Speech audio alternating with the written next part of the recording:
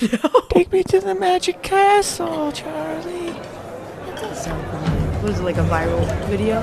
It's from years ago, like 10 years ago. I have to look it up. But maybe I'm thinking of that Don't Bite Me Charlie video with the two British kids. No, this is like a magic unicorn that like prances around and talks about Charlie.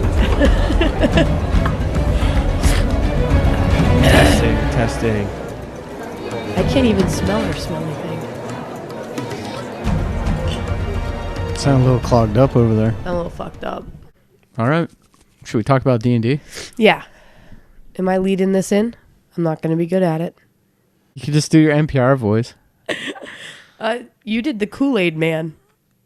You went, oh yeah. Oh, yeah. I was like, You did. you just went through a brick wall. Oh yeah. He did it to himself, too. It was like a self, oh, yeah. He's like, welcome back, ladies and gentlemen. We are back. Oh, yeah. Oh, yeah. It was great. Yeah, don't leave that shit up to me. Yeah. But don't do that because that's Swaney's. Yeah. Someone else do it. I don't want to do it. Welcome back, ladies and gentlemen, to the Natty19 Behind the Screen, number 14. Oh, yeah. I'm in this Marshall studio once again, only this time you may have heard a different voice, and that is substituting for Charles Marshall tonight. We have Mr. James Swain, a.k.a. Copernicus Hot. Behind the screens. Rather bore me, quite honestly. But I made it out tonight. How's everyone doing? Good to see you guys. Merry Christmas. And a Merry Christmas to you indeed. This is going to air like after the New Year, isn't it? Yeah, I mean, today's the day after Christmas. Yeah, we right? are recording this the day after Christmas. It's very Christmassy in the house. I Get do. the lights. I do have a little bit of a disclaimer for tonight. Excuse me. So, we normally have decided to start video recording these BTSs. However, due to horrendous illness that have spread through all of us, we aren't doing that on this episode. This is going to be a strictly audio experience due to us blowing our noses and just looking rather haggard after the holiday runaround. Also, I dyed my hair red. It looks really bad. Yeah, nobody wants to see me on video. Nobody wants to see us. I'm a mess right now. I'm blubbering.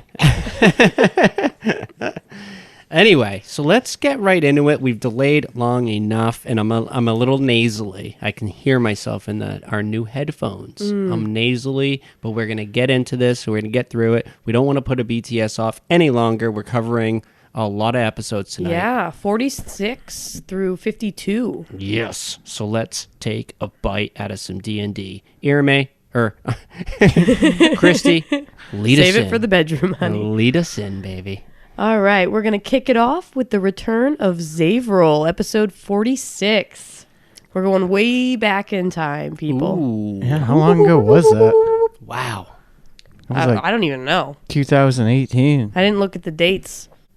All right. I'm sorry, I was going to reply to that, but what am I drinking tonight? Just, man. You're drinking. Don't admit it. You're drinking Aunt Maria's.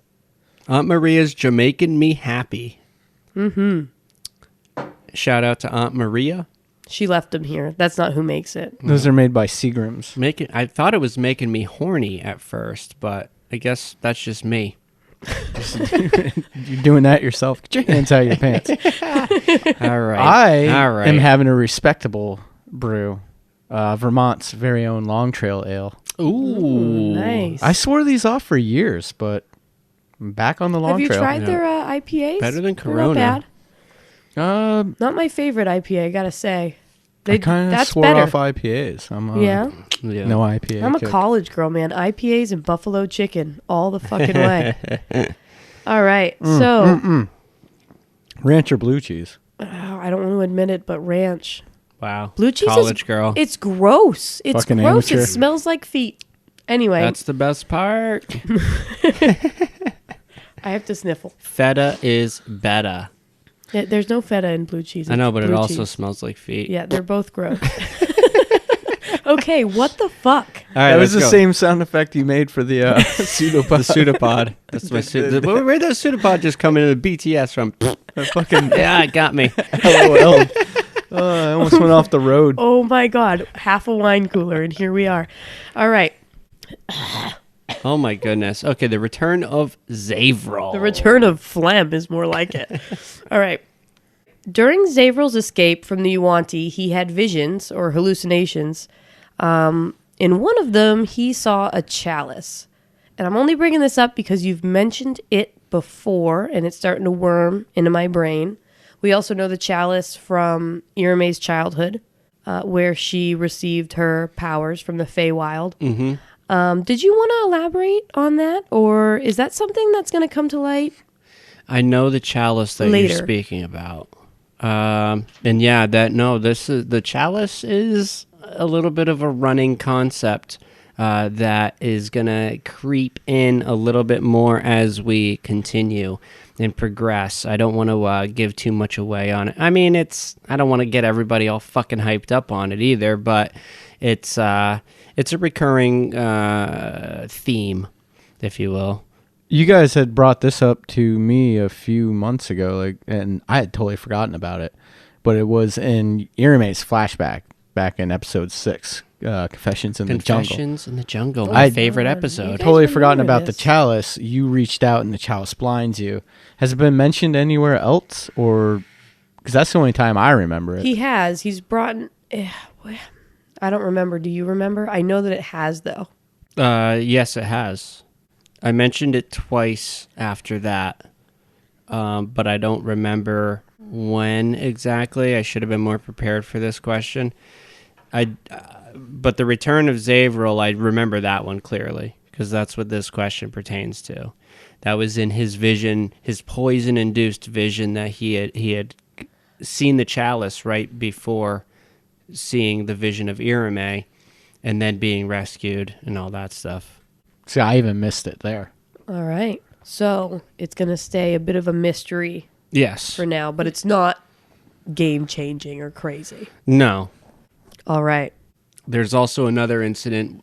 I think you're about to talk about one that I just remembered. So when I said that you've mentioned it before, I was thinking of one where Irame is meditating and she sees droplets of water falling. Yep. And then there was even another incident, but I don't think I brought it to light yet. But the chalice has been influencing the story even behind the scenes as we speak. So All right. So with Zavril's return comes the departure of Zimwabi. We speculate that he wants to go settle a score with Rosnasi in the episode, like that's what he's doing.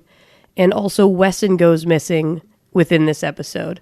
So that's one character re-entering, one character leaving, and one NPC leaving. Was this episode hard to plan because of all the comings and goings? yeah, I think in a situation like this, it's always a pain in the ass, especially if you're doing it on for a show.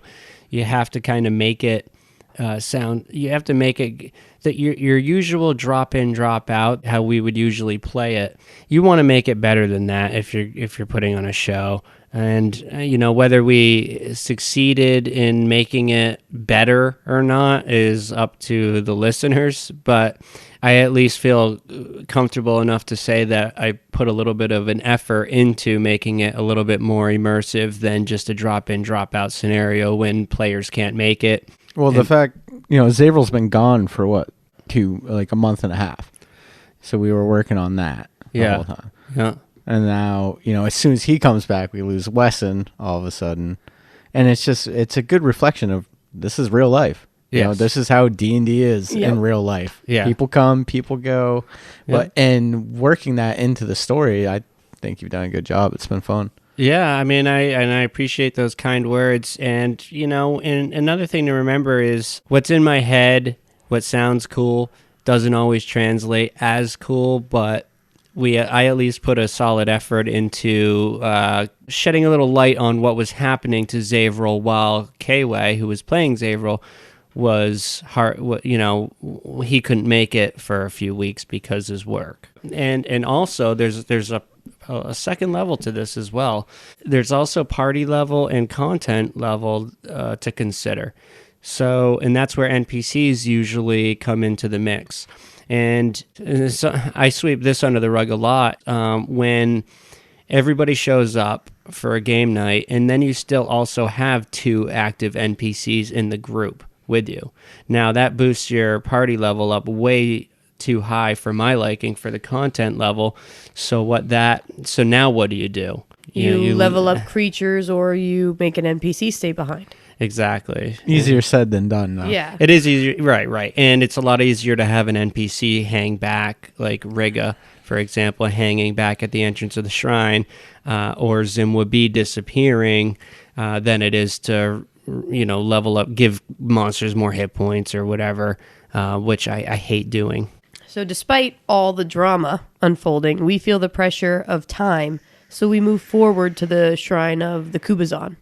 Oh, wow. We're that far back, huh? Yeah, I know. So the episode ends with the froghemoth poking its eye stalk up from the pond and spotting us and then emerging. And that ultimately ends the episode, and it brings us into episode 47, The Belly of the Beast. Obviously, opening up with combat. I love when episodes open with a good combat. I think it's great. Sometimes it's a little tough because you're just sitting down and all of a sudden you need a plan. I like it because you have all week long to think about. Oh, that's true. You do. Think out your strategy. I feel like look up stats on the monster. I never do that. I never do. I've definitely never looked up stats on a monster we're about to fight. No, I've never done that. But I've definitely sat in long car rides thinking, like, what's my first move going to be? Yeah, your opening salvo. Yeah. The fight lasts essentially the entirety of the episode, which makes sense because this thing felt powerful. Like, I felt this battle could have gone horribly wrong.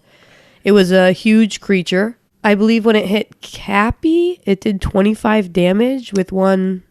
It swallowed me tendril? and Riga. I know, but it hit one of you first before hit him swallowing and you. then swallowed and Yeah. pulled him in. And that hit did 25 points of damage. I remember Irme, like that would put Irme out, unconscious, done at that point. Yeah. I mean, this thing had all the makings to destroy you guys with its, and I'll tell you, it was all in the multi-attack that it had. It had so many attacks, and each attack was capable of doing so much damage. I thought for sure somebody was going to die. I think it was sheer luck. Well, no.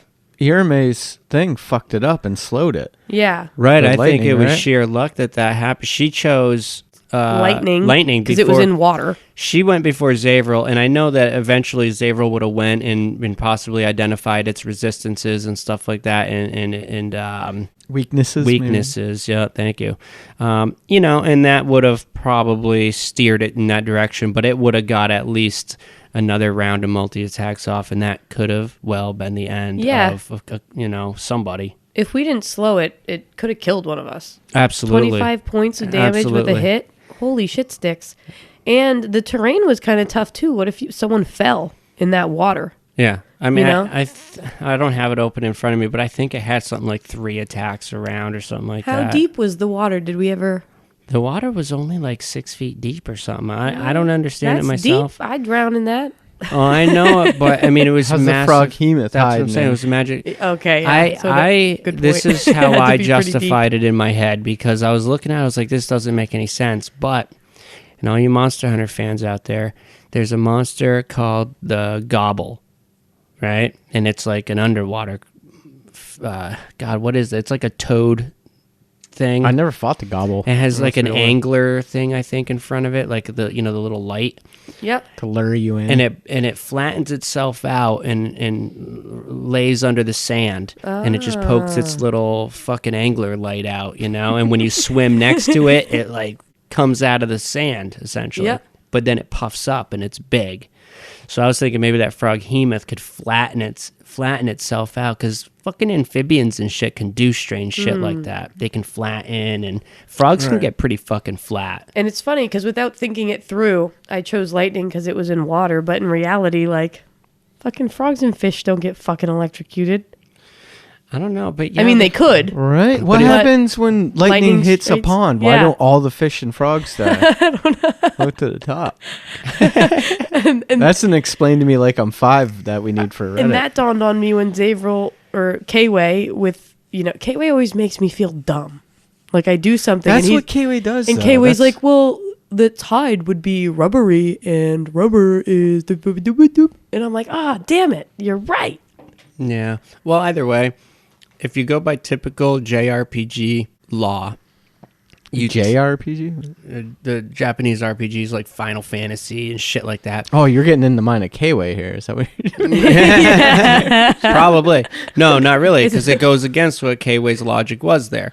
Typically, you use thunder attacks against water creatures, right? Yeah. Right? Typically. You would think that's, Right. in the Breath of the Wild game you do. Yeah, exactly. Yeah. So, all right. All right. So the episode, we make it out virtually unscathed. Only a couple of us got gobbled up. And the episode ends with us reaching level 6, which is awesome. Oh, one last thing. So when Riga got swallowed, what people remember, I was like, I'm just going to do Riga's stuff behind the scenes because you guys don't know what's going on. When he was in the belly of the beast, he immediately went into fucking berserk because he's a berserker. He's like, Right. He went into a double rage because I can't remember what it was, but you have your barbarian rage, and then if you go down, if there's a certain archetype where for barbarians where you get like a fucking super rage, so he got swallowed. He wasn't appreciating that shit one bit, and he went into a rage big time and just started fucking hacking it from the inside. And I was looking, I was like, he's got a fucking huge weapon. There's got to be some rule. There's got to be some rule about the size of a weapon that you can use while in the belly of a fucking beast. That But there sound wasn't. effect was me cutting myself out of a frog human, by the way. All right, yeah, I just wanted to add that. So, continue. So he was doing a lot of damage with that rage From in the the inside? belly. Yeah, so...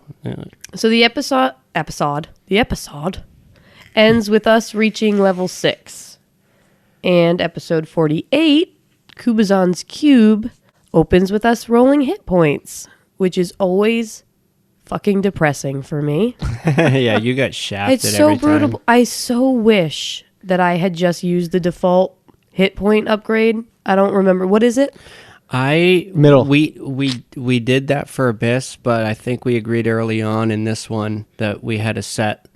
Sometimes don't Set you way get of doing to it. individual people get to choose if they want to roll or go up the typical way? I don't think we did that on TOA. I don't think that we did either, but typically can you choose between I the two? think that I was a house rule.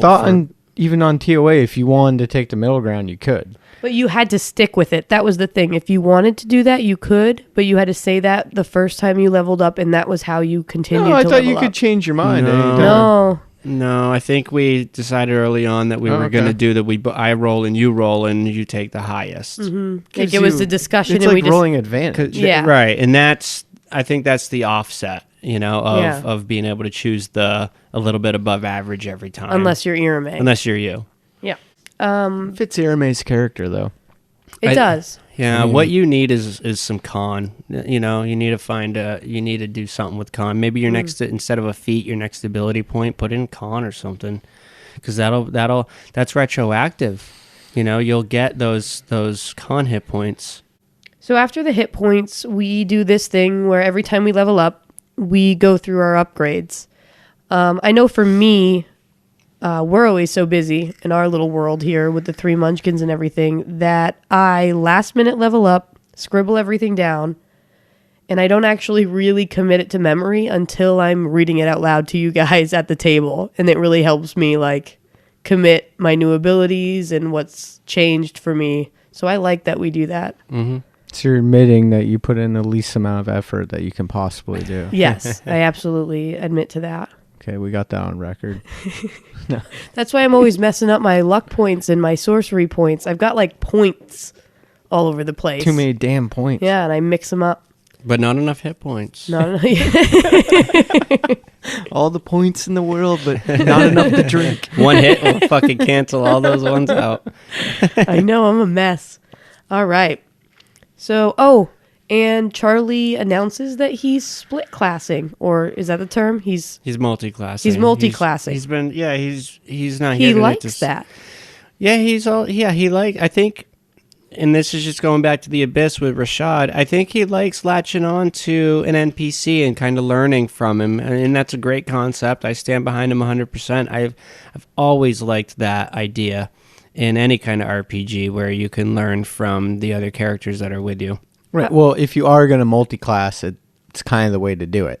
Yeah, instead of just coming out with, oh, I'm going to be part barbarian now for no reason. But at least, his character kind of fits that mold. And It does. That brings me to my next question. Is there ever a situation where you wouldn't let someone split class? Like, is there something that's taboo to do with? No, I wouldn't do that just for the sake of...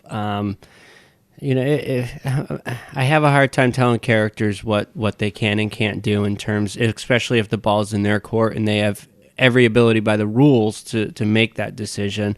I would be more than happy to help them work it in to help it make sense to the story, And I'd even, and if there's no way to make it make sense, I'd at least get it as close as I can to make sense. I mean, and he's got us as players. Right. It doesn't get much better than us. No, it's true. It's not like we're going to show up one day and be like, I'm splitting the Paladin. Yeah. Even Paladin in 5e So is that doable. would that be the advice you'd give to a player that's planning to multi-class in the future? Just give their DM a heads up that's...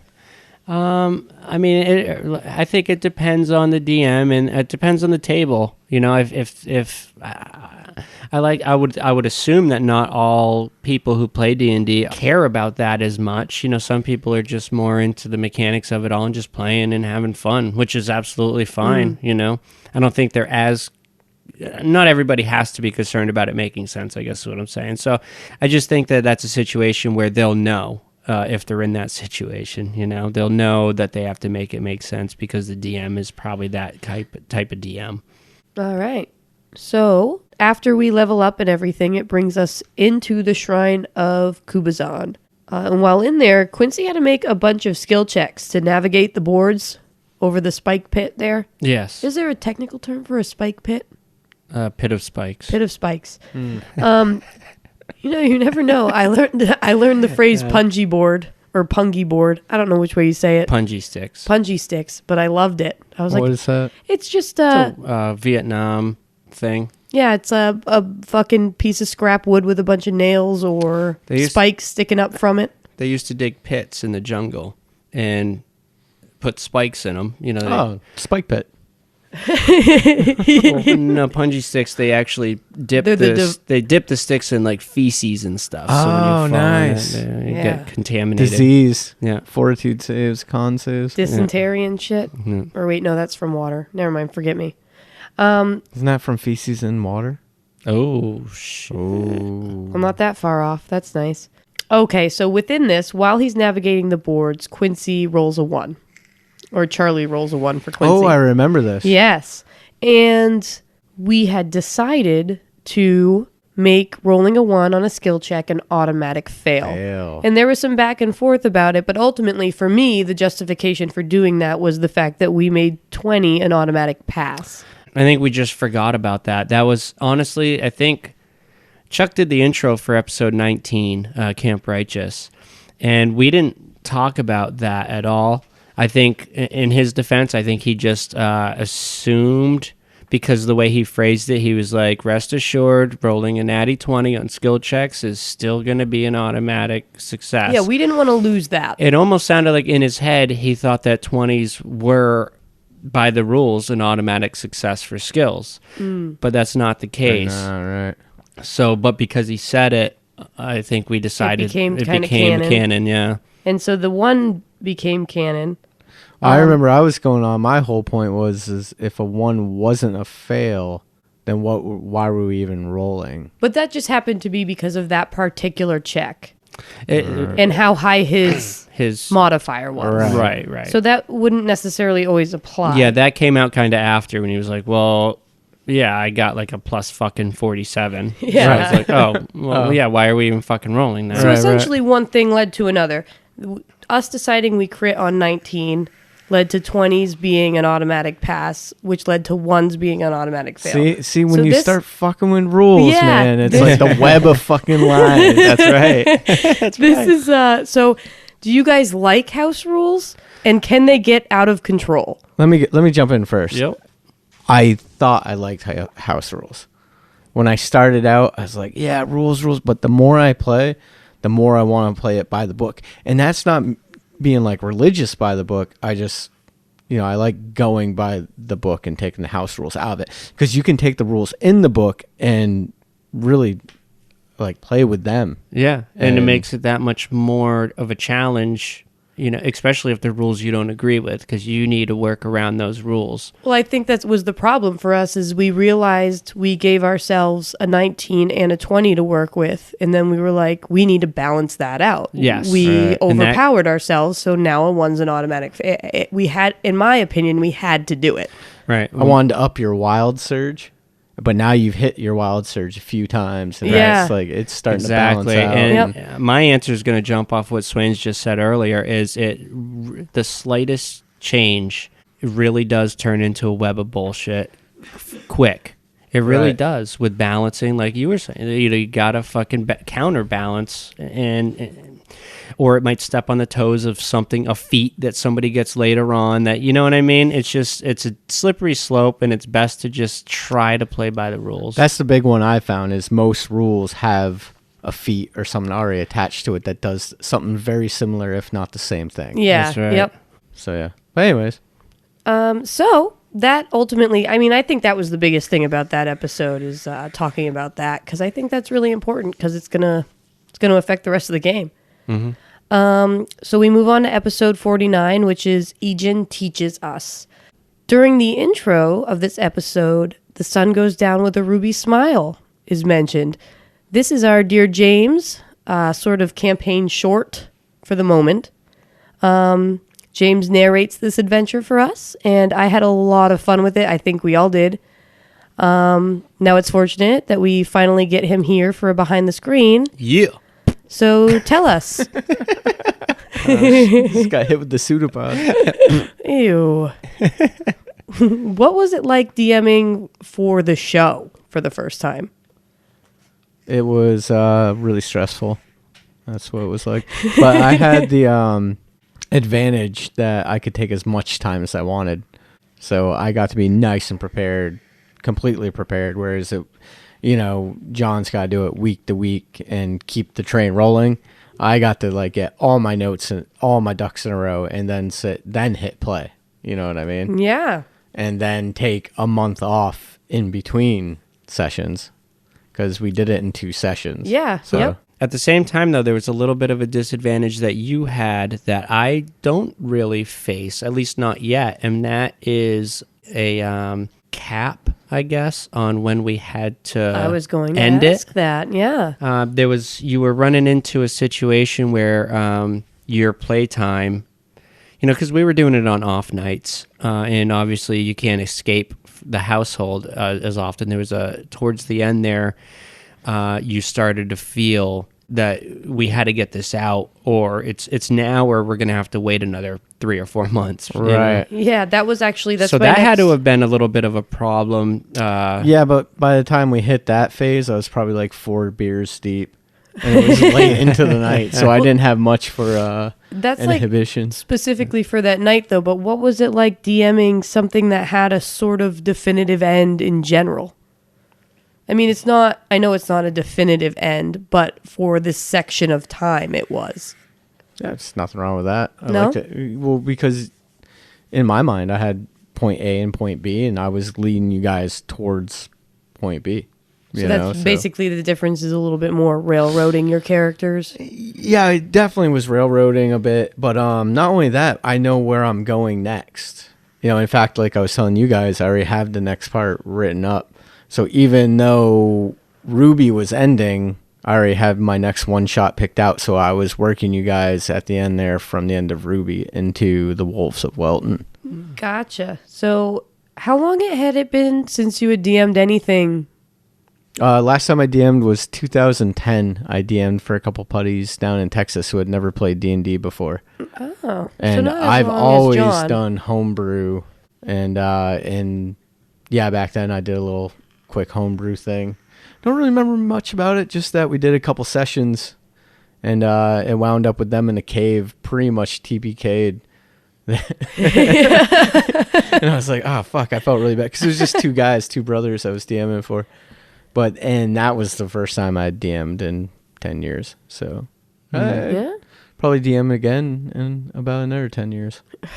No, sooner than that.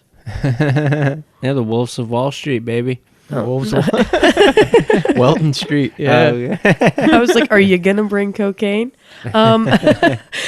Mango leaves. So in this episode, we see so a couple things happen. We see an almirage, which I like, such a small thing, and I know like that is probably not even worth a talking point, but I thought it was super cool that we saw one of the creatures. One of what creatures? Did we see one an of the almirage? creatures that was in the myth? Oh, yeah. I mean, you've seen other creatures that were in the myth. Yeah, we saw the Kubazon. You saw the Kubazon. You saw the Kamadans, which is the. Oh, did I just say it wrong? Kubazon is the Froghemoth. no, the trickster god. Wait. You have two different things going on. You have the gods, which took the form of these animals, and then you have the animals. Yes. Okay. Right? So there's almirages in the jungle. They're rare, and I don't think Irame's seen one before, so it's still cool. But you didn't see like the god, right? Okay, so what I'm doing is mixing up Yeah. the like, gods and the creatures. Yeah. Putting them together as one. You're sort right, of. right. Yep. They just took the form of these animals. But that was cool. I like the that. Froghemoth was one.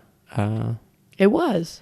Yeah. It's tough. That myth is tough. For me, anyway. I don't know if I actually kind of like, this is a bit of a segue here, but I actually kind of like that it's a little bit difficult for me to decipher the myth all the time, because I imagine that would be what it would be like as Irame, an anthropologist, and Quincy, an archaeologist, trying to piece together a myth for the first time before it's brought to the public's attention. Yeah, I mean that's what it is it's in pieces. Yep. Yeah. So it's going to be a challenge at first, and then more and more is going to be revealed, and then you get to get the full picture. Okay, so then we go inside the shrine, and there's a puzzle lined up on the floor for us, and we start traversing that. Not much happens. Mm-hmm. Well, don't you figure it out right away? I did figure it out Pretty right much? away. Yeah. It's like a straight shot right across. Yeah, it was because there was an inscription that said that Ijin teaches us to ultimately take an unexpected path, to always change what you're doing and all that. And so we figured that out. I'm going to get one of Auntie's Yeah, grab punches. it. Yeah, Yep. do it. Well, I think, you know what? Now that you mentioned the almirage and the puzzle floor, I think seeing the almirage may have subconsciously affected your decision on that puzzle floor. I chose the first one, which was the Almirage, That's right. which imbued Irame with some temporary hit points, I believe. Yeah. Was there, just out of curiosity, not really that important, was there any other tiles in that puzzle that would have imbued people with special effects or cursed people or... Yes. There were other tiles that would that had.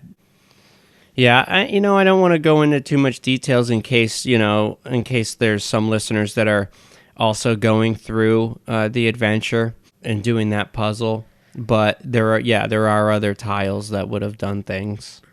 So the episode ends with Irame making it across the tiled floor. And after the end music plays, listeners get to catch up with Zimwa B. In an interesting turn of events, he seems to be joining forces with Rosna C. Obviously, the characters in our show don't know this. We speculate that he is going after Rosna C for revenge for Taguda Village. Mm-hmm. But in fact, he is questing for somebody else. And who he is searching for is Rosna C's enemy. You know what's interesting about that is Maybe. when I wrote that Zimwa B skit, if you will, I didn't write it with the intent that he was joining, that he was, but it's interesting because we didn't talk about this. You would listen to it. you had got that assumption. James had listened to it, and he was like, he sent me a message, what the fuck, Zimba B fucking betraying us? I didn't think he was betraying us. I think he was using Rosnacy to get... so here's what I assumed. I assumed that who Zimwa B is after is the faction inside of Rosnacy's Yuanti group that's going to betray him, and he knows it. So he's going to let Zimwa B go after this witch Yuanti because he knows that she's either going to betray him or is already acting against him. That's exactly how I wrote that. That's spot on. The Yuanti, the way they're so snaky, always betraying each other and kind of one-upping each other. They're not just going to try to, like a lot of other monsters you can encounter, they're not just going to waste the opportunity to kill you at first sight. They're going to try first to leverage you or use you in any way they could. And if it came down, if you're no longer a use, then yeah, they'll kill you. That's just the type of, you got those enemies that do shit like that. And I think up to this point, the Yuanti have pretty much shown their true colors in that regard. Going way back, I had dreams of grandeur when we were on that first jungle expedition that Cappy would like kill Zimwabi or do something to get rid of him. I don't know why, but I had that in my head as like a good story plot line. And Cappy in general is always looking for like the next person to stab them back. And like especially with like Quincy, I feel like Quincy's always kind of up to something with his map that Cappy doesn't know about, and then Zavril tracking him and tracking Sybil. I think when I heard that part about Zimwa B, I just got into like Cappy mode of thinking like, oh yep, I knew it. Should have killed I'm him. gonna have to kill him. I knew it this whole time. I should have knocked him off the ledge. That's like me with Orvex. Honestly, it was... Can't wait to be like, I fucking told you. And I fucking love Orvex. I hope Orvex doesn't fuck us over.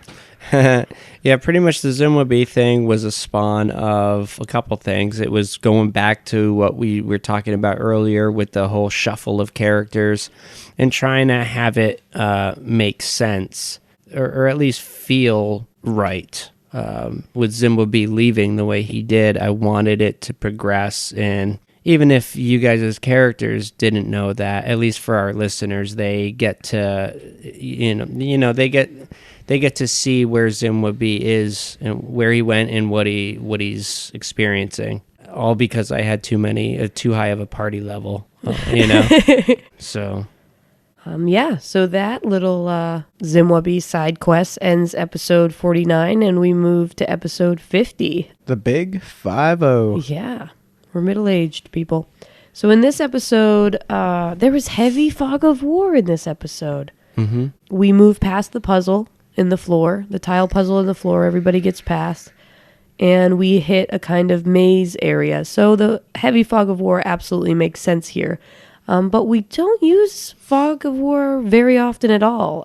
Why is that? That's a great question. Fog of war is awesome. I love fog of war. I always have in every game that has it. But it is that much more. It's not. I don't want to call it work, but it's something else that the DM has to do. And this obviously pertains, it's easier to do if you're using a virtual tabletop like Fantasy Grounds or Roll20 or any other virtual tabletop that has the Fog of War feature. You can also do it on tiles, like physical tiles. You see people use sheets of paper to play the Fog of War. For those who don't know what Fog of War is, it's when you cover up areas. You only uncover areas where the characters can see. And I felt in some areas, like a dark maze, like the Labyrinth, I think was the name of the episode. Yeah. Yes. We're all nodding our heads. Great. Yeah, we're all nodding our heads. Fog of War made perfect sense in that situation. I wanted you guys as players to also feel what your characters would feel, where you don't know what direction is the right way to go. in other maps where it's not as atmospheric like that, I don't really, I don't use a fog of war because it doesn't, that's not the feeling I want your characters to feel. So it adds stress. It adds like a level of, and it's not even so much, because obviously in a maze, right, you're only going to see so far. So it makes sense it has to be there. But I feel like actually there's something about visually seeing the fog of war over the map as opposed to, let's say, just showing us part of the map and slowly scrolling up as we progress. There's something about the actual fog of war on the map that's like, oh, shit. Yeah. Something's lurking in there. Yeah, it's like constricting a little bit. So we moved through the maze and we had a lot of checking for traps. Does that get daunting for you? And for players, does the trap checking get daunting? Or did you, or another question with this is it hard to edit for listeners? Yeah, when I was prepping that was a concern. I was like, how is this going to be? I played it pretty much as it was written, but once again, when you're doing it for a show, I didn't want it to sound boring. So I tried to spruce it up with a little bit more theatrics and some dramatics. Wesson was also returning, so I thought it'd be a good opportunity to put him mortally wounded in that maze, and with a creature lurking in there. So it was almost like a time thing where, and I added some kind of dramatic music, kind of suspenseful music in the background, which I thought helped for the listeners. What? I'm so silly. I just realized that the Almirage led Wesson to the shrine, right. And it also ultimately led us there. Mm-hmm. Derp. Yeah, because that's pretty much his disappearance is in one of his little pain fits that he goes through because of his illness. He had witnessed this vision of the Almirage, and he wasn't sure if it was real or a dream, but he had followed it. And that's where it led him. And he had the memory of reading the inscription of Yi Jin teaches us. So yeah, it led him in there and he was wounded. And that was some of the techniques I used to help make it a little bit more easy on the listeners while you guys are rolling trap checks.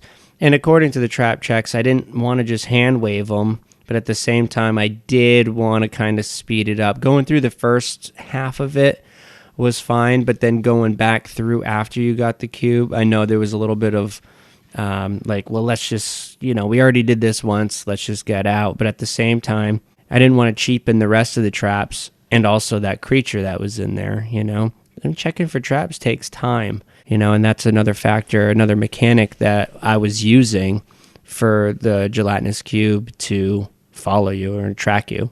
Yeah, as a player, I didn't mind it. I was having fun rolling for the traps, but being in the front in the beginning, I wanted to give other people a chance to do some of the rolls, the perception checks.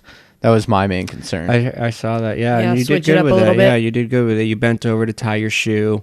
That put Zavril in the front, and then Irme took a turn. Yeah. Right. And everybody was like, oh, don't put her up there. But it's like, well, it's for the fun of it is why I want you to be, because otherwise it's 50 minutes of me watching people do stuff. Right. Yeah. So, yeah, I thought that was important to try to maybe spread the wealth. Yeah, that's a good point. Maybe I could have thought of something else maybe some other thing that was happening where, I don't know. Maybe sure you could have thrown perception checks on the people in the back for the creature sounds. Yeah, right. Yeah, something. Or maybe opened up It's funny because I initially went into it thinking that you guys would be doing a little Marco Polo thing with Wesson.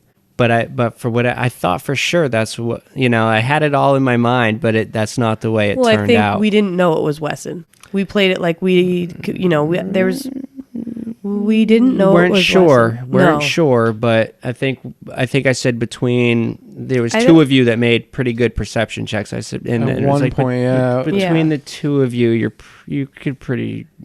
But then we didn't want to call out because we were afraid about the monster. Eventually, Quincy was actually like, no, fuck it, I'm calling out because we need to get to him. Yeah. Well, we had decided, if he's calling out, then it hears him. Yes. So we need to get to him quicker than it gets to him. Yeah. Speaking of perception checks, Cappy walks right into a fucking gelatinous cube. Yeah, well, Yeah, shit happens. I'm just going to take this opportunity. I've said it a million times. I'm going to say it again. I hate them. I hate gelatinous cubes in D&D. I hate them in fantasy card games. I hate them in video games. I hate slimes as well. Well, it's funny we came up against this guy because just happened to coincide with editing back on Abyss. Mm-hmm. Remember when we got the Blinden Stone? Yeah. Oh, yeah. We fought the I cubes. bet I said it in there. You actually talk a lot of shit about him, and Maka reads up some books on how to fight him and stuff. Oh, nice. But that obviously didn't carry over to Irma. And it was like a long ass time ago, over a year ago. So Irma's like, I hear an angry tiefling. I knew it was a cube, but it was like it seemed too obvious. You know what I mean? It's like, this has got to be a cube. No, it's too obvious. It's probably something else. And then lo and behold, boop. That's another thing that sucks about it. It's just obvious and it's a fucking cube. 2 monsters in a row. Cappy winds up in the belly of a fucking monster. Yeah. What I like about the cubes are only like second level, right? Gelatinous cube is like CR2. I thought they got beefier. Or I think there's like king slimes and slimes are a whole nother story. Yeah, they are different. Gelatinous cubes are CR2, but I didn't throw that in because it was a monster per se. I threw it in because it was a monster and it can move and track, but it was also another trap type deal. Yeah. You know what I mean? Like instead of a blade coming down, Cappy walks into it and you guys have to deal with that. I knew you guys could take a fucking gelatinous cube. It made it a little tougher because you're in 5-foot corridors, so somebody's got to... You should have put one behind us. coming pinching in. you. Yeah. Scissor attack. Hypercube. Yeah. I don't, you know what? I don't even like the thing in video games where you hit them and then there's 2 and then there's 4 I know, and then there's 6. for whatever I hate that reason. shit. But imagine And then they if get I was small, in the cube. They're just annoying. They're not dangerous. They're just annoying and in the fucking way. Well, if you had me in the cube and Wesson in the back in the cube, now you guys have to decide who you're going to push out of the cube first. Right. Someone's getting acid burned. Irma wasn't going to touch any of those. And that's, you let Quincy, because I just listened to this the other day, you let Quincy push me out. I did. That's legit, and Quincy wouldn't get sucked in. I think he had to make a check, didn't he? Yeah, he had to do something. Yeah, It was strength. a strength or check, something. strength Yeah. athletics. And then you gave me a opportunity attack when I was surprised. I know. Oh yeah, we should talk about that. Okay, Yeah. go for it. Yeah, I don't. because It's not in the notes. there was but a little- fuck it, right? There was a little back and forth. Well, I'm just kidding. there was a little back and forth because for some reason. And it was right on the tip of your tongue, and I went back and listened. It was right on the tip of your tongues. I think K-Way even said it and was like, yeah but he was surprised. You know, Yeah, like, K-Way and always it does just- that, but it's always so quiet. And for some just reason, kinda 'cause landed at first, flat. Because at first somebody was like, "Doesn't he get an attack of opportunity?" And I was like, "No." And then me and Chuck started pining. You convinced me, and I was like, "Something doesn't feel right." But for the sake of the flow, okay. And that's when K-Way comes in with the, but he's surprised. Yeah. But then just kind of gets glossed over. It got glossed over, and then I went back and I was re-listening. And I got the attack, man. I laid some damage on I him. know. I was like, "Fuck!" He didn't get that attack of opportunity Because you can't miss a cube, man. Right, You literally right. can't miss it. Especially in a hallway the same size as the cube. Yeah, they have like the lowest armor class in the game. It's like AC Seen that? 4 or something. Yeah. It's ridiculous. So, with you getting sucked in, the episode ends. Actually, the battle doesn't start till episode 51. So that's We what you just get. covered that. That's what you get for not following the notes. It's all right. We just pounded that out, and with the quickness. And Skipping ahead. the night opens with us battling the gelatinous cube. Nailed it. Nailed it. Cappy gets an attack of opportunity, and Irme's wild magic surge goes off. Yeah, that's That- always fun. Ends the battle with a kind of overkill magic missile. Which we glossed over that. We need to work on our RP skills. What do Right you there mean? was a perfect RP opportunity. Oh, for you guys to like Yeah, we're react just like, to it. the end of the battle, I'm like, oh, what's around the corner? Where's the treasure? It's like, Right. she just had this amazing That happens burst all the of time energy. with Irme. Irame does awesome tried shit to- all the time and no one notices. Once I saved Quincy and he thanked somebody else. I try to make it as like cool and like, you know, I think we do a good job with jazzing up the right? attacks Like they and everything. burst out of your chest. I think sometimes just epic things happen in general with all of us, and we're in such a move forward pace at times that we miss. opportunities. Yeah, to- well, to we build on missed that opportunity, and I think you've done it before. You might have done it right there too. I remember specifically like when you killed, I think it was Clem, and then you're like, "Yep, that was me." You know, don't. yeah. That did happen there. Got it under control. I caught that, and later, I don't know if it was in the same episode later on or the next episode. I take the time and I mentioned you're Irame's more- contemplating I the was fact gonna that say, she like- took a human life, Yeah. or a humanoid life, and it was Yeah. a lot different than what she had faced in the jungle. That's right. So sometimes you can go back. you can go back and revisit. reflect on it. And you know, we actually talked about that in a previous BTS. I recall in mentioning that it, as a useful tool. If you do miss an opportunity like that, you can always revisit it as like a now it's setting in type deal. Yeah. And I think there's something odd that happens with players. And it's not like two people that do it. It seems to like kind of crisscross between all of us. And I find that each character is good at patting another character on the back or helping to reflect what, as a player, they're trying to portray. Like Cappy does it with Irame a lot.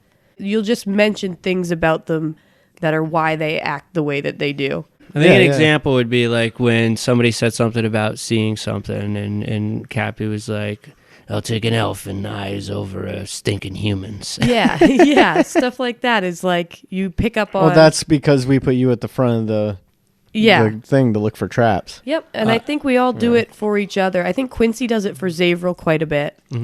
But going back though to what before we lose it and get too far yeah. away, you could even revisit that magic mist, that wild surge thing one night at camp later on down the road. Cappy could approach Irame and be like, you know, I know we haven't had much time to talk about this, but what the Yeah. fuck was that in the slime fight? Yeah. How did you do that? I'm gonna steal that verbatim if we survive the. But you know, it's a good example of how you can revisit and recapture those opportunities. Yeah. All right. Anyway, I love when the wild surge happens in general, bad or good. It's just awesome. But I love when it happens in our favor. You know, so It kind of sucks when it's like, A potted plant. yeah, or you see invisibility for 5 Yeah, years. Yeah, yeah. I mean, we should definitely rewrite a few of those. we got to be careful though. We will. The web of lies. The web of lies grows. So the cube dies, jelly everywhere. And it drops a few items, one of them being a note between members of the Red Wizards. I think this is just worth saying because we know that they've been here and they failed. So fuck the Red Wizards. We got See, that you're cube. good at looking. I didn't think of that. I was just like, I want to make a jelly. I want to make a ooze. Where can I find the rest of this recipe? I was texting Bones, John here, and he was like, "No, you're not getting that recipe." Yeah, it was illegible. I'm like, well, is there any of it? 50%, 25, illegible. You can't read it. All right, who's the author? I actually went. I was Who was like, the note written to? I'm gonna find that NPC. I actually Cappy's gonna learn how to make an ooze. He sent me that text. I went over to my computer and I illegible definition. Okay, I had it right. What the fuck is he talking about? Cappy, you illiterate bastard. You can't even fucking read it.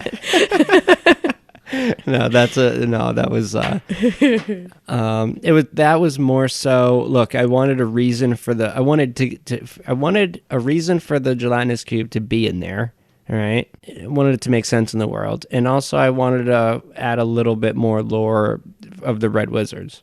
So was that you 100%, or was that written into like the Tomb of Annihilation when you kill the ooze? Oh, the ooze I put in. Oh, okay. Yeah, they wouldn't put an ooze in there.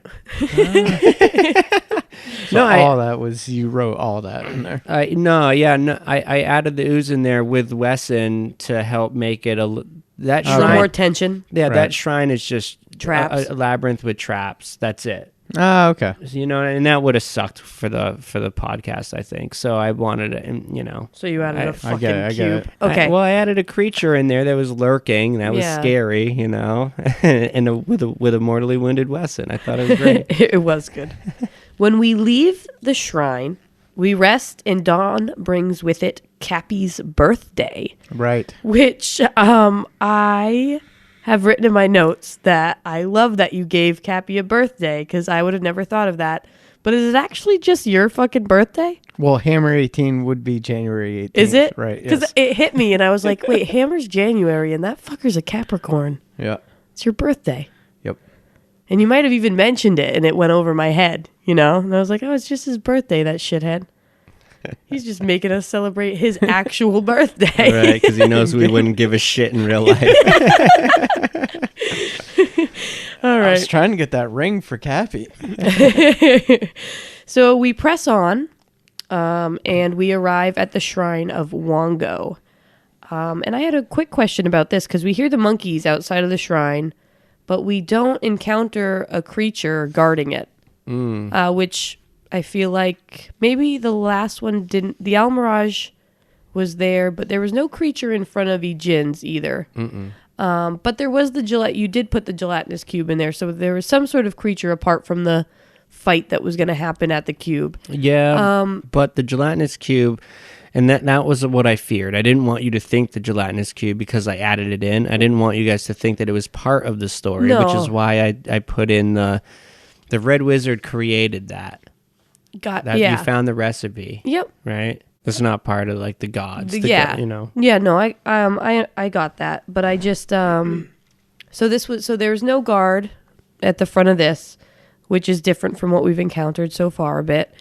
And there's no one guarding, or no creature rather guarding the Shrine of Wongo either. But we did hear all the monkeys. All those monkeys. Yeah. Were those actually monkeys, or was that like a spiritual? Yeah, we never, that's kind of my question. So we know there's something sort of strange about it, because on one side of the gate you hear the monkeys, and on the other side you don't. However, was there something we just missed? Could we have triggered a guard? Could we? No, It felt like an area that something could have gone awry.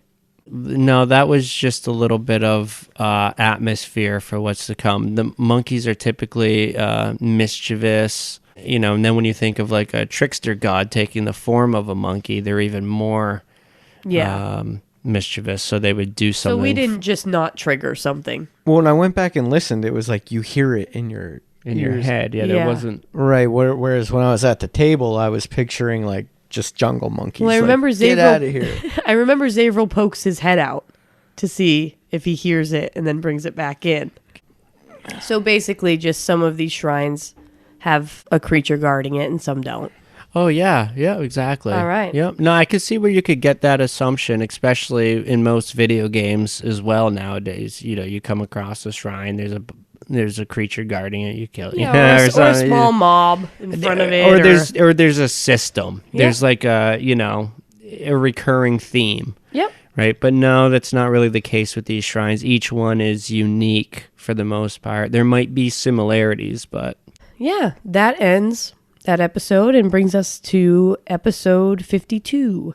In the Shrine of Wongo, it's essentially a logic puzzle. And we talk about it a lot. And I think when you have a group like us, I know I personally like puzzles like this quite a bit. And things can get over talked about. And when do you interfere with your players and either help them, give them a hint of sorts, or force them to make a decision? When I say, okay. No. Well, no, it's true, because you as a player, you hit the point first before any of us do. Exactly. Where you're like, okay, pick something, let's go. Right. Yep. So you've taken a pretty backseat role to that, I feel. This is what I do. If James hasn't said anything yet, it hasn't even been remotely long enough. After James said something, I'll give it another 10 minutes or so. even when you consider having to edit the episode? Yeah. All right. Well, look at it like this. You gotta let him.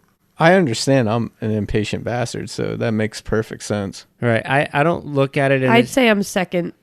And it started to get to that point where I was about to say something, but then Chuck was saying something, and then he was like, "Oh," and then he started saying it in Quincy's voice, which makes it so much more entertaining. Yeah. I noticed it too, because that's when Irame was like, "Everybody, I got it all written down. Meet in the middle." Right. And if so long as you guys are in character, I don't put a fucking time limit on it. You know, I mean, that's just how you guys as characters are going to handle that situation. If Copernicus is rushing everybody along as Copernicus, then that's what Copernicus would do, and that's what he's doing. And you guys can react as your characters to Copernicus doing that. That's all I care about. I don't, you know what I mean? In my own little personal head scene, I really enjoyed it, though. I liked having all of you talking through the masks, and Irame was in the middle, like walking around, looking in them and writing things down. And yeah, I mean, and cool. I, to be fair, I did interject. You know, there was at least one point about the dead friends thing. Yeah, right. Well, so many ideas started getting bounced around. I was getting lost, and I just started agreeing. Yeah, I was like, whatever. Yep, I'll take that one. I already thought of that. Yeah, I think was just bullshitting my way through it. I know that Charlie likes them, and I definitely, through playing a few games with K-Way, I think he likes them as well, as we like those puzzles. And we could probably talk about them all night and never come up with an answer and still be fine, like we accomplished something. Right, because they turn into philosophical fucking debates. If a friend is dead, do you still have a friend? No. Are they still your friend? Man, Chuck, Chuck Like, was so fixed on that. I was like, and I was he's just great for that stuff. I'm sitting there at my chair, like, no, they're dead people. They're not your friends. They're fucking dead. Like, friends take, like, it's like a two-way street. It's like being a friend. It's like being a friend to a fucking log. All right. So we end up choosing the correct answer, the vulture. And Quincy, because he's going for the cube, I think it was kind of announced to the group, but Quincy kind of took the wheel with it, and he was given a choice. Ultimately, and I'm paraphrasing because I don't exactly remember, but it was fight my children or curse your friends. I was wondering if you were going to be able to now tell us what the curse was, or if you did, and you might have done it in-game or out of game. You might have edited it out. You might have to edit this because of what I just said. I'm not sure. But what was the curse that would have befallen us had Quincy chosen to curse us? As much as I would love, I'm trying to be more conscious of if there are, I know we have listeners that are currently playing TOA, and I know that we do use, it's a weird thing, you know, and I don't, obviously, you know, some things are spoilers already just from listening to our show, but at least some things can still be They have remain, to be because we choose the different path. right? Yeah. You know, and that's one of those things. So I won't necessarily. I don't know. What do you guys think? No, you can keep that one in your pocket because you might use it later too. Yeah, or you can tell us when we turn the recording off. So the monkey battle was maybe at the end, once TOA ends. You know, maybe afterwards. Yeah. So, but it is fun. It's a fun one. So Quincy obviously chooses to fight because, I mean, we're awesome. Who would curse us? And the monkey battle, right, was pretty easy, which was a bit unnerving for me as a player because I was like, that was like... Well, Irame smashed him with that lightning bolt. Yeah, but their hit point, I did 27 damage and they were boom dead. Poof. Yeah, they weren't tough creatures. No, they weren't. And I don't know if you said something to me before anyone even got here or what, but I was expecting a fight, you know? So when they just dropped dead, I was like, oh, fuck, like this isn't even. So I didn't cast any more spells because I was like, this is not the battle of which he spoke. This is not it. Right. This is a trash mob and I'm fucking busting out lightning bolts. Yeah. Well, I think what it is in that situation is a couple things could have happened, and you guys solved the puzzle correctly, and that was the reward. You got off pretty easy. Gotcha. Oh, yeah, that's something we mentioned too. Like, okay, we got it right. What would have happened if we got it wrong? Yeah. No. So that ultimately it would have been a rougher situation. Yeah, well, yeah, I think so. All right. So at the end of the episode, Quincy brings up switching our aim from collecting more cubes, because at this point we have, 4? Mm-hmm. To going to confront the Red Wizards. That's just absolutely worth mentioning because it just changes our aim, changes our goal at the moment, and it changes the nature of what we're doing. Mm-hmm. I remember at a game he said something, he wanted to bring that up for like an option of just to get us off the course of like banging out shrine, yeah. And which plus, I thought was a good idea. It is, and the thought of, he does mention as well, I think in game, that the thought of the fact that we have 4, so there's only 5 left, the thought of hitting up shrines and dealing with all these creatures and possibly tough fights for there to be no cube is also kind of that would be a demoralizing thing a bit. I mean, still entertaining because there'd be combats and traps and stuff, but to get there and there'd be no cube would be... Yeah, but wouldn't you just assume that a shrine that had already been completed by the Red Wizards would be empty and the obstacles would be cleared? Yeah. Okay, well, maybe. You tell us, though. We don't know. Like, if there was no cube down there with the gladiators, wouldn't the gladiators still be there? Maybe not. I'm just asking, what would you guys assume? I would assume that the traps would still be there. So we'd at least have traps. I would assume the first one you would give to us. So you'd be like, okay, this shrine's been raided. But then the next one you would screw us over hard. Once you lulled us into a false sense of security. I would play by the book. It would clearly depend on the shrine. For example, if it's a shrine that had a trap right in the doorway or a guardian right in the doorway, we'd have to face that. Well, not unless the Red Wizards already did or triggered the trap to get in. But if it was a shrine like the Labyrinth where you had multiple paths, then I would pick Red Wizards when left. So all those traps would be triggered or disarmed. Gotcha. And if you guys went right, you'd still face those traps, Yeah, that makes sense. There's also the idea of spending an episode questing for these cubes, and obviously, as we travel through the city of Omu, there'd be chances of encounters that would give us XP. But if we didn't have any random encounters and we're just hitting a shrine and it's empty, hit the next shrine, it's empty, we have a whole episode where we gain no XP, which isn't a big deal for us. We have those because we're heavy in role playing and stuff. But you get XP for role playing. Yeah, I know that a substantial amount. But it's also, and I know that the storyline helps to let you know when we're supposed to level up and all that stuff. Yeah. But it would be a bit terrifying to, I don't know, kind of feel out of practice or something when we finally hit something big. Yeah, I mean, I try to always... I mean, maybe that's not a point. Maybe that whole thing is null and void because we'd be leveling up through our travels and role-playing anyway. But yeah. Yeah, I mean, depending on the situation, unless otherwise specified, I'll always try to give you guys... I'll drop hints if something, whether you pick up on them or not.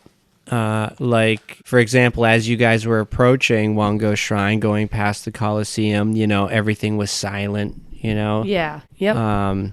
Yeah, I've said before too, coming from the DM, that's good enough for me. Yeah. There's shit going on. We're just kind of going back and forth about it. And it's like if you just listen to John half the time. Yeah. We miss a lot, don't we? Yeah, I'll drop a hint here and there. And if you guys don't pick it up, then, I move on, and let it go. I missed all that, though, the silence. Yeah. Until the re-listen. Oh, so many things. Before we get too far from the episode with the monkeys, this was something I wanted to bring up. It's hard to kind of talk about Irme and myself as a player in the BTSs because it just sounds weird. But you're gonna do it anyways. I am gonna do it here because of what we spoke about earlier, which was role-playing our character developments and our new skills and stuff. And I don't know if you remember, but in the fight with the gladiators, I used a lightning bolt, and it was very chaotic. I kind of described it as like electricity started snapping between her fingers, and she was nervous and scared in that fight, and she ended up only hitting one of them. But in this fight, to trigger it, Irme just snapped her finger. and the electricity snapped between her fingers, and then she launched it, and it just so happened, luckily, that she got 2 of them, or 3. She hit 3, but killed 2 and wounded another with it. That was pretty. Yeah, I chose You made to a conscious decision because Quincy had used his bardic inspiration. I think that which one? The one that gives you the free movement. Yes. And you had that free movement. Oh, what's that? And one I was called? in melee with that monkey. You were in melee. You had. I fairy fired him, but you don't even roll to hit on that. No. Right. I think all of us sitting at the table were like expecting you to move, and you didn't. To all of our surprise, you know. Well, with the gladiators, I didn't want to move, but everybody was like, "You need to get out of there." Yeah. So I did, and in turn, I didn't do exactly what I wanted to do. But neither way is right. I mean, it's good to play it safe, especially as Irame with her shit points. But that was a good example of how, like, I played into her having, that was a new ability then. And, I played into her being nervous and it being weird. And then when she got used to it, she was more confident. Yeah, it came out really well. Yeah, and you made the effort. You made the conscious decision to stay in melee so you could maximize. You knew at that point the potential of the lightning bolt. I should say Irame did. So you chose to stay, forego that free movement to avoid an attack of opportunity in the process to hit all 3 with the lightning bolt. I see where you're going with it. Yeah, it's fun to watch the evolution play out in character and as a player. Mm-hmm. What happened to those monkeys when they died? The monkeys remained. Okay. I was thinking about that because I had Cappy go and cut a paw. Yeah. No, I was like, wait, did they... No, and disperse. And surprisingly enough, though, it was actually written in the book that the dead monkeys remain. Like it was specified? Yeah. Why do you think? Which was strange to me. Nothing on them? No. Huh. Well, I think it's just to signify that they were actually teleported into that chamber. You know what I mean? They weren't like illusions or anything like that. Weren't. They were real Sioux monsters that were teleported into the room. Ah, cool. That's the name of them, Sioux Monster? How do you spell that? Shoe monster. Shoe monster. Oh, we went over that. Steals all the left shoes. It's a Sioux monster. I had never heard of a Sioux monster until this. So I wouldn't expect a Sioux monster to be a monkey. No, sounds like something out of the water. Yeah, it right? does, yeah. Maybe sewer. So I'm Yeah. thinking like underneath. Sewer, swamp, Right. soggy. These instead, to me, they looked like bat monkeys in that picture. Well, I was thinking Sioux because it's studied spelled like SU.